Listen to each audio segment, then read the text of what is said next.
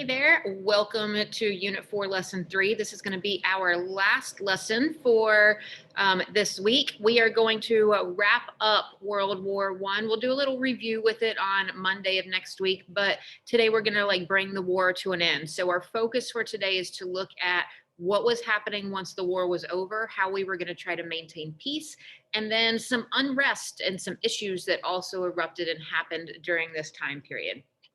So let's go ahead and get into it. This is not a long set of notes, but it is the longest set that we've had this week. So I'm going to try to get you through it pretty quickly. So when the war was over, actually, let me rewind. Before the war was even over, President Wilson goes to Congress and he delivers a message to them and says, listen, when this war is done, we need to make sure that a world war like this doesn't happen again. Like, this is awful.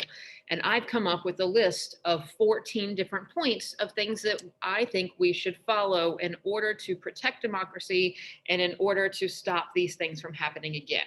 His dream was to create an ending to the war that didn't have winners and losers. He wanted to end the war without victors.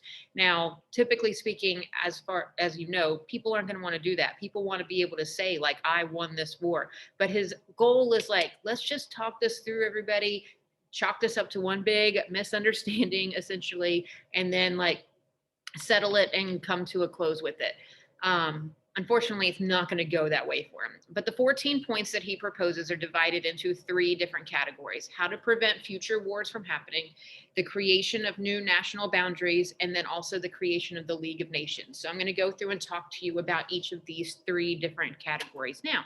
So let's talk about the one for preventing future wars. The first 5 points of the 14 points focused on stopping any kind of world war from erupting again. Spoiler alert, it's not going to work considering we know that World War II is what we're going to be talking about next week. But he proposes that countries shouldn't have any more secret treaties with each other so that we don't have these alliances that are going to have this domino effect of everybody being affected. He says that freedom should be held on the seas for everybody, and that tariffs, so those taxes on imports, should be lowered or completely abolished so that we can have freer trade, because oftentimes trade issues are what's going to end up causing some conflict between countries. Arms need to be reduced to their lowest level possible. We don't need to keep building and building and building our military.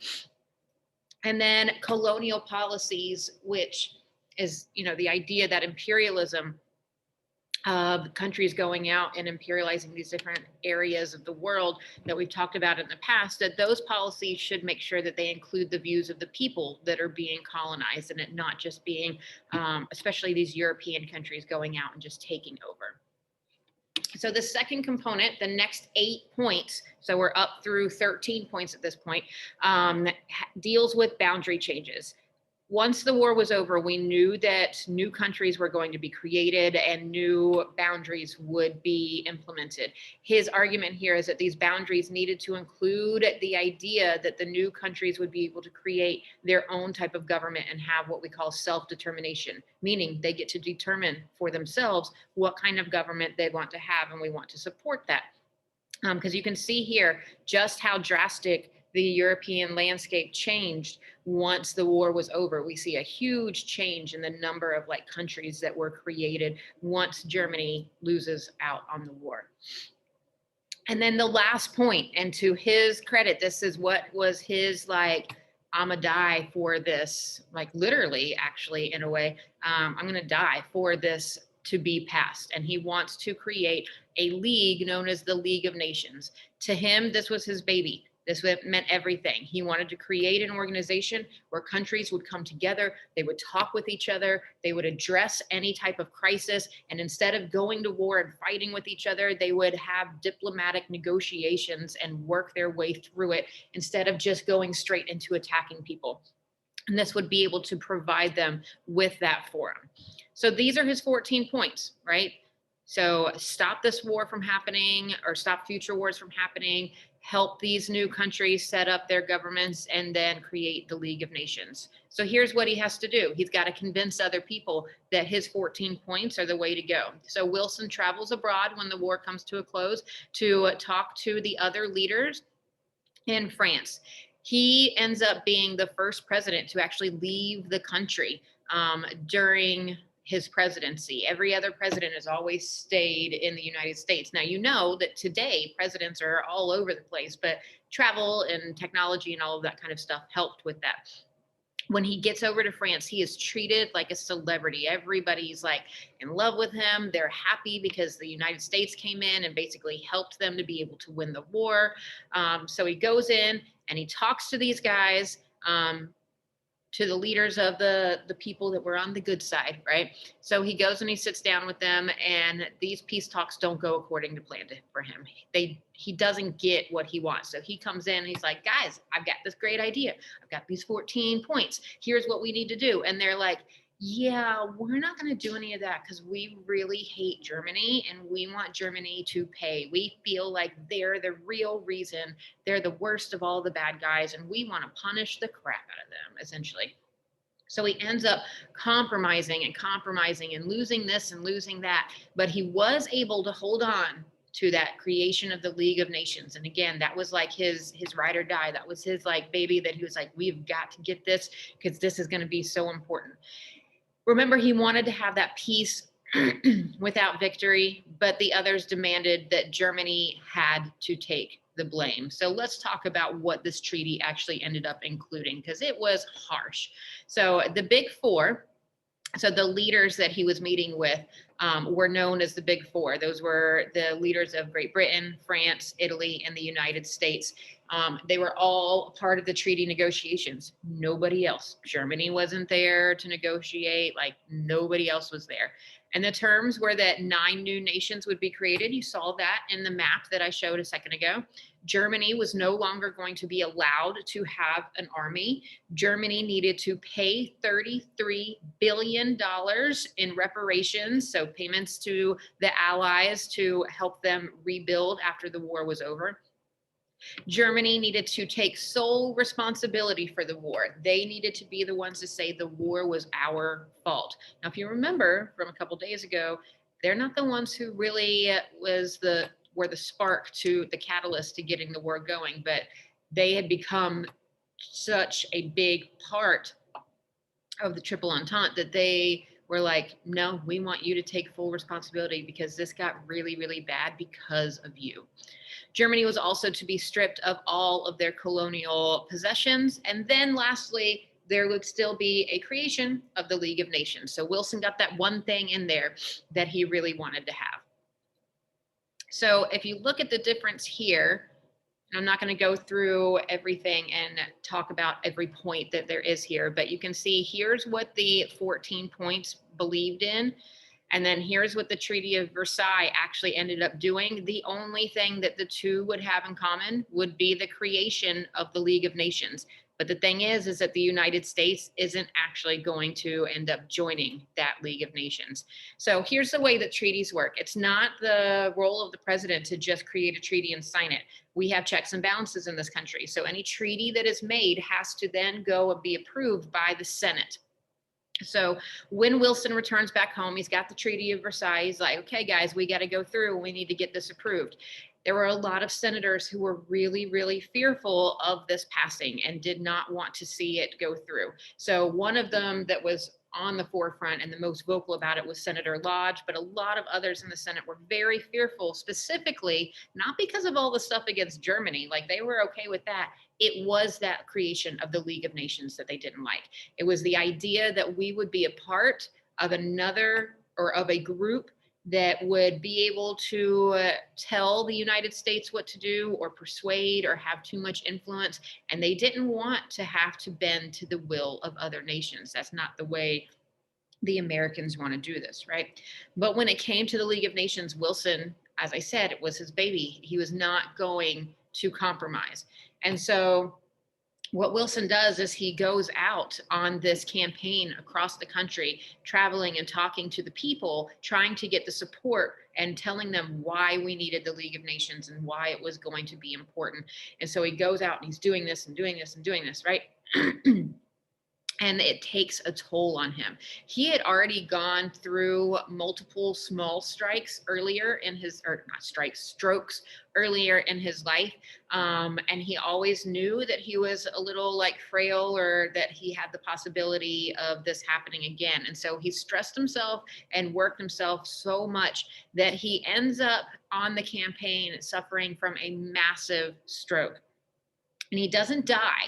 So that's why earlier I was like, he'll, fight for this until he dies. And it's kind of the case, because he doesn't die, but it gets to the point where he cannot do anything anymore. He's basically completely incapacitated. Now, he's still going to be president of the United States when they get him back to Washington, D.C. He just kind of disappears, and nobody really talks about his condition. Basically, his wife becomes essentially really kind of the first female president of the United States. She's the one who goes in and like does a lot of the negotiating for him and speaks for him and signs papers for him and everything like that. He's basically just incapacitated, and they just kept that real quiet and didn't really say a whole lot. In the end, the Senate doesn't end up ratifying the treaty, and it is the only treaty in the United States that the United States has ever failed to ratify. So the League of Nations is created, but the United States does not play a role in it. This isn't the only issue, the only battle that's happening. There's other unrest that is taking place as well.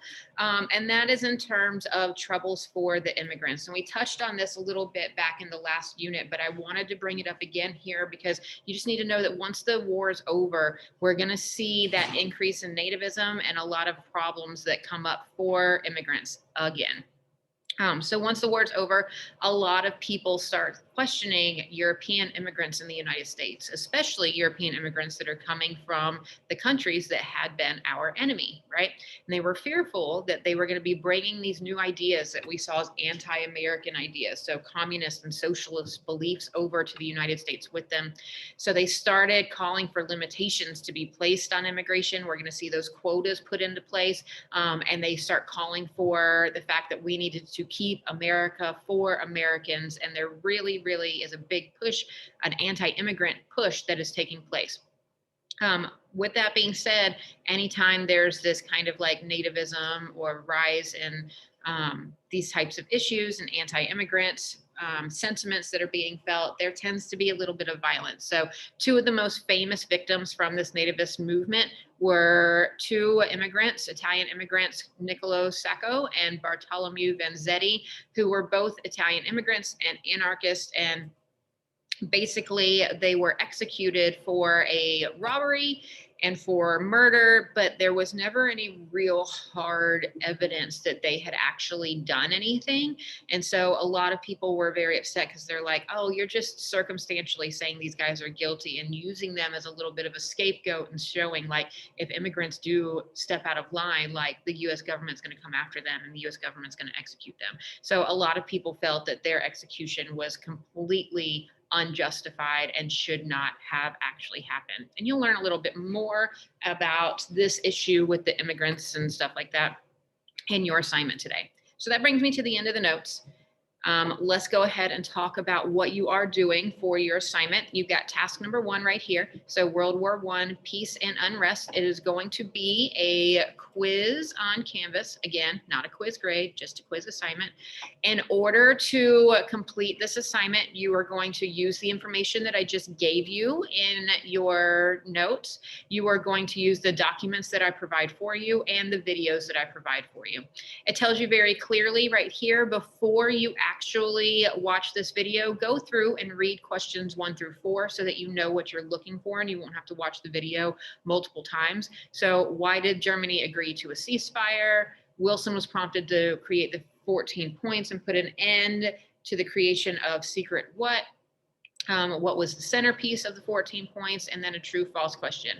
Then you've got another video that's going to talk about the creation of those new boundaries, and you're going to answer question number 5, and then you're going to use your notes and the things that I've talked about to go through, answer questions 6 and 7. And then question 8, you have a speech from President Wilson when he's trying to get everybody to agree to the treaty and the creation of the League of Nations.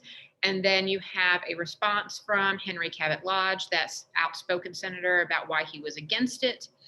And then you've got one more little video. Again, read questions 10 through 14 so you know what you're looking for ahead of time. And this is going to be talking about the anti-immigration and nativist movement that was taking place during this time. So with that being said, that's all you got to do. Make sure you get this assignment completed. As always, let me know if you have any questions, comments, or concerns. And other than that, I will see you guys on your next lesson. Bye, y'all.